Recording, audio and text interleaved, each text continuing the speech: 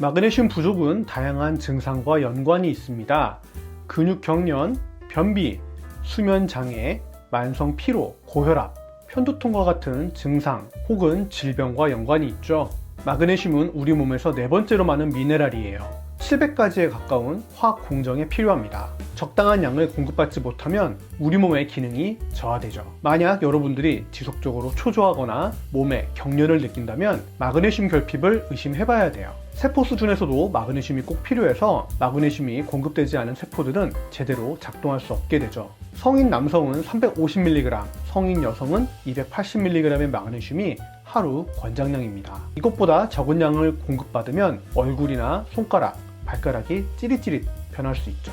이런 감각들을 당뇨병이 오래 지속되어 나타나는 당뇨병성 식료병증과 유사한데, 이런 환자들에게도 마그네슘을 공급하면 호전된다는 연구도 있습니다. 마그네슘은 동맥의 석회화에도 연관됩니다. 동맥이 석회화되면 심장마비, 심부전, 심혈관 질환의 발생에 취약해지죠. 마그네슘 결핍은 심근 기능을 떨어뜨리고 정상적인 심박동을 방해해 부정맥을 일으킬 수 있어요.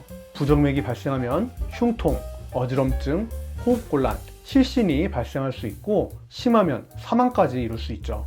만약 혈압이 지속적으로 높다면 마그네슘 결핍을 생각해봐야 돼요.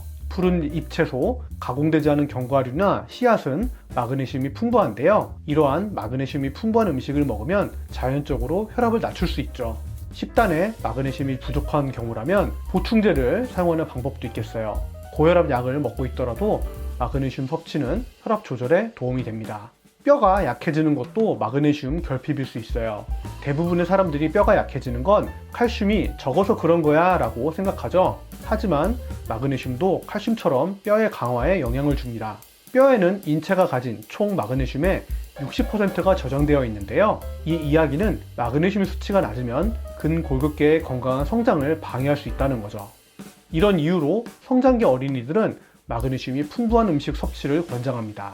당연히 뼈를 지탱하는 강한 근육을 만드는 데에도 도움이 되죠. 비타민 D는 뼈 건강에 중요한 비타민이죠. 이 비타민 D는요, 칼슘 흡수를 활성화할 때 마그네슘이 필요해요. 마그네슘이 적절하다면 이것은 근육 조직에서 뼈로 칼슘을 끌어들여요. 이런 방식으로 마그네슘이 골다공증이나 관절염의 위험도를 낮춰주죠.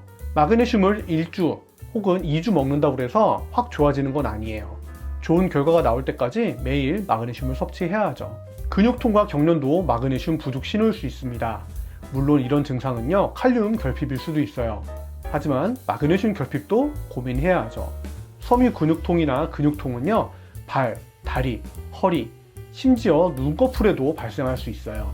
이 부위의 근육들이 수축하면서 뻣뻣하다거나 움직이는데 무겁고 힘든 느낌을 만듭니다. 이런 기전들은요, 동맥의 석회화와 유사하게 신경세포로 칼슘이 더 많이 흘러 들어가게 만들어서 발생합니다. 마그네슘 결핍은 임신 중에 악화되기도 합니다. 많은 임산부들이 엽산이나 철분의 보충을 신경 쓰지만 마그네슘 보충에 대해선 살짝 신경을 덜 쓰기도 하기 때문이죠.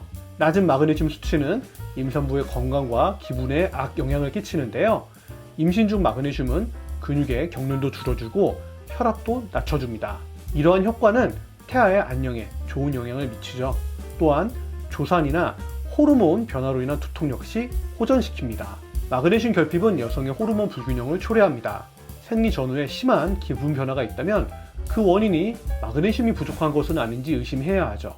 마그네슘이 적으면 에스트로겐 또는 프로게스테론의 수치가 상승할 수 있어요. 이러한 호르몬의 상승은 생리 주기와 연관되어서 근육 경련을 유발시킬 수 있습니다. 마그네슘 투약이 생리 주기와 관련된 월경전 증후군을 치료할 수 있다고 밝힌 연구도 있죠. 마그네슘 결핍은 기분에도 영향을 줍니다. 특히 우울한 기분이나 감정이 든다면 본인이 마그네슘 섭취가 적은 것은 아닌지 확인해 보는 것도 하나의 방법이죠. 심리적인 긴장도 이완시켜줄 수 있어요.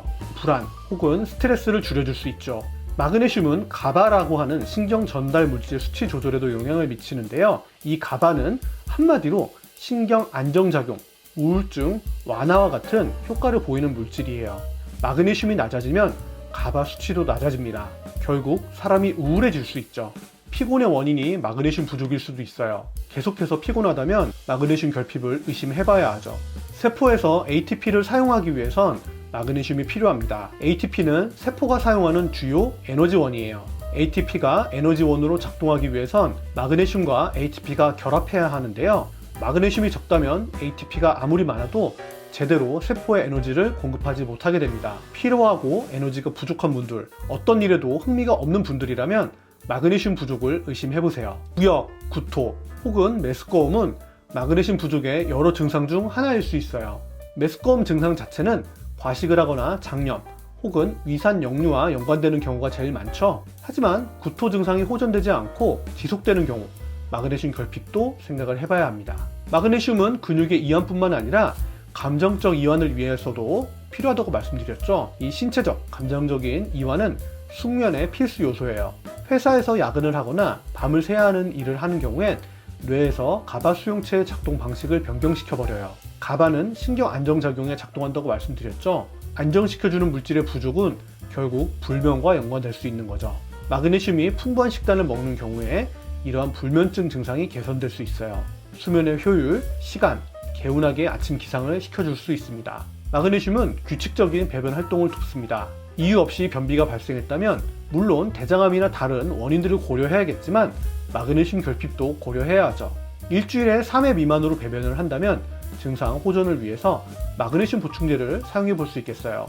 마지막으로 두통 자체가 마그네슘 수치가 낮다는 신호일 수 있어요. 두통의 정도가 경미한 것부터 심한 것까지 가능합니다. 마그네슘이 풍부한 식단으로 변경해보거나 어렵다면 마그네슘 보충제를 사용해보세요. 그럼 두통이 호전될 수 있거든요.